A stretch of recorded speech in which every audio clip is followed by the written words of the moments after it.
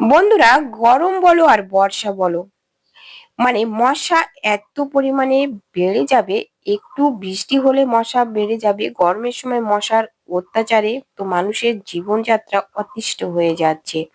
এই মশার হাত থেকে রেহাই পাওয়ার জন্য বাজারে অনেক ধরনের কেমিক্যাল, যেমন মর্টিন স্প্রে, অনেক কিছু ব্যবহার করা হয়, তা কিন্তু খুবই ক্ষতিকর। তো দিনের বেলা মশারি টাঙায় থাকলেও দেখো কিভাবে মশাটা আর কি কামড়ানোর চেষ্টা করছে।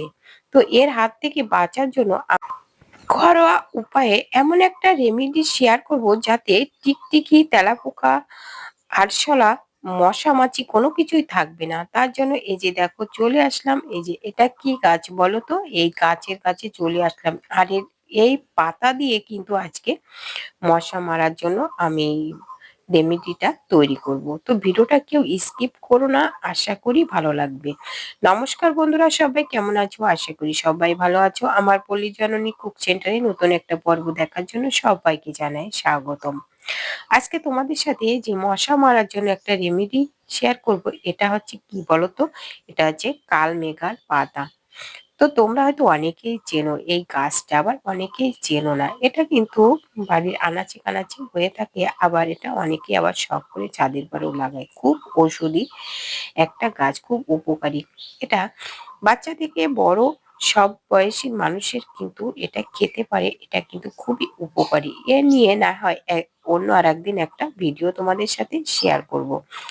মানুষের শরীরে যেমন কৃমি দমন করে এই পাতা, তেমনি বাইরের পোকামাকড়ও কিন্তু এর ধারের কাছে আসতে পারবে না। আর এর সাথে কি কি মেশাই দেখতে থাকো। শুধুমাত্র এই পাতা না, আর এর সাথে আর দুটো উপকরণ আমি যোগ করব।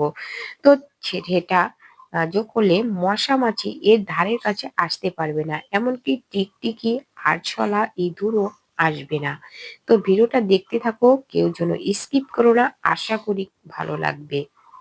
তো এই যে দেখো, আমি ছোট সে হামাল দিস্তায় করে আমি এই পাতাগুলো বেটে নেব। বন্ধুরা, আমি কিন্তু এর আগেও মশা মারার আহ, আর কি রেমেডি তৈরি করা ভিডিও দিয়েছি। সে ভিডিও দেখে অনেকেই কিন্তু এটা ব্যবহার করেছে এবং আশানুরূপ ফল পেয়েছে। তো বন্ধুরা, চাইলে তোমরা সে ভিডিও করা দেখে আসতে পারো।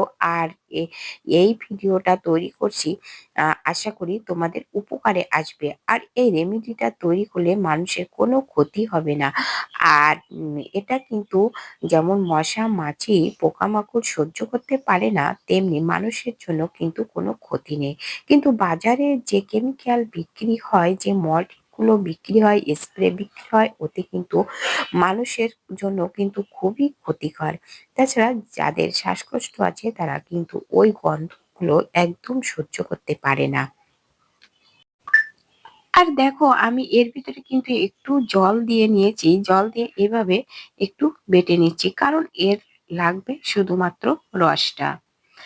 তো দেখো, আমরা ঘরোয়া ভাবে যদি এইভাবে যদি আমরা মশা তাড়ানোর যদি স্প্রে বানিয়ে নিতে পারি, তাহলে কিন্তু আমরা সংসার খরচ অনেক টাকা বাঁচিয়ে নিতে পারি। আমাদের আশেপাশে কত গাছগাছালি আছে, তো আমরা সবটার কিন্তু গুণ জানি নে যে কোনটার কোন কাজে লাগে। তো এই সমস্ত গুলো যদি আমরা জেনে তৈরি করি, তো আমাদের সংসারে অনেক টাকা কিন্তু সাশ্রয় হয়। তো দেখো, আমি এই যে রসটা নিয়ে নিলাম, এবার এর ভিতরে আমি কি কি মেশাই তোমরা শুধু দেখতে থাকো। বন্ধুরা, এখানে নিয়েছি দেখো একটা পুরনো একটা ওষুধের পাতা, আমার ঘরে ছিল প্যারাসিটামল, এটা ডেট এক্সপায়ার ওষুধ।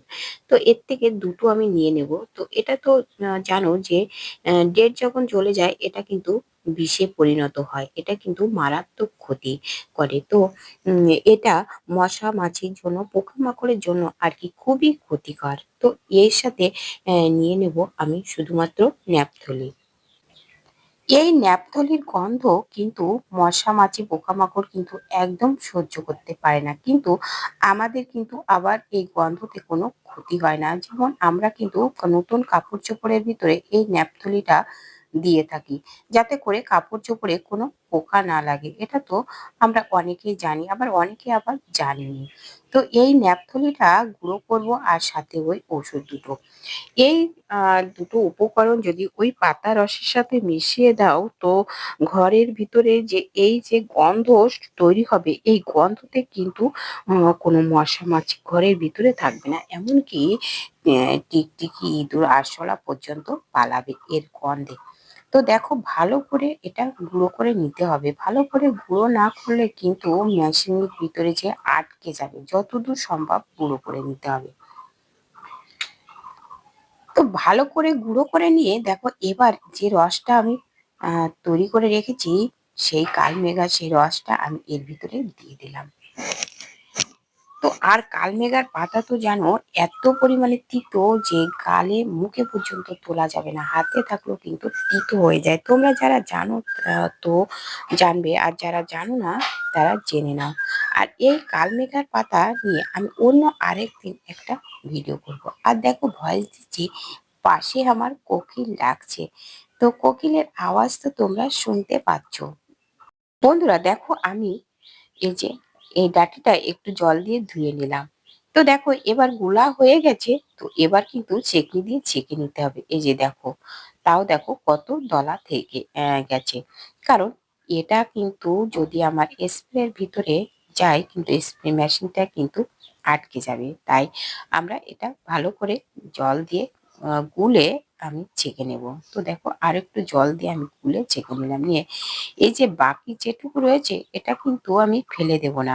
যে কোনো কোনায় কোনায় রেখে দিলে এতে কিন্তু যে ঘ্রাণ আছে, সেই ঘ্রাণে কিন্তু আর কি পোকামাকড় এর কাছে আসতে পারবে না। তো এই যে মিশ্রণটা তৈরি করলাম, এটা আমি এই বোতলে ভরে নেব। বোতলে ভরে নিলে স্প্রে দিয়ে আমার চারিদিকে ছিটিয়ে দিতে সুবিধা হবে। যেমন ধরো, কোনায়, ঘরের কোনায় কোনায়, আশেপাশে, আনাচে কানাচে, যেখানে খুশি এটা দেওয়া যাবে। আর এটা নষ্টও হবে না। তো ভালোভাবে ছিটানো যাবে। আর এই যে দেখো, তলানি থেকে যাচ্ছে, ওটা কিন্তু দেওয়া যাবে না। এর ভিতরে দিলে কিন্তু কি হবে, মেশিনটা কিন্তু বন্ধ হয়ে যাবে। তো দেখো বন্ধুরা, এবার আমি এই যে মেশিনটা আমি এইভাবে আর কি মুখটা লাগিয়ে দিলাম। দিয়ে এভাবে এই যে একটু ঝাঁকিয়ে ঝাঁকিয়ে নিয়ে, তো এইভাবে স্প্রে করতে হবে। তো এবার দেখো, আমি এইভাবে এই যে স্প্রে করে দেবো সব জায়গায়, ওয়ালে, কোনায় কোনায়, ঘরের কোনায় কোনায়, দরজার ফাঁকে টাকে, যেখানে যেখানে মশা আর কি থাকে, সেসব জায়গায় কিন্তু আমি আর কি স্প্রেটা করব। তো এই যে দেখো, দরজা টরজা দিয়ে আমি সব জায়গায় আমি স্প্রে করব, যে মানে দরজা দিয়ে বার থেকে যাতে এর ভিতরে, ঘরের ভিতরে পোকামাকড় ঢুকতে না পারে।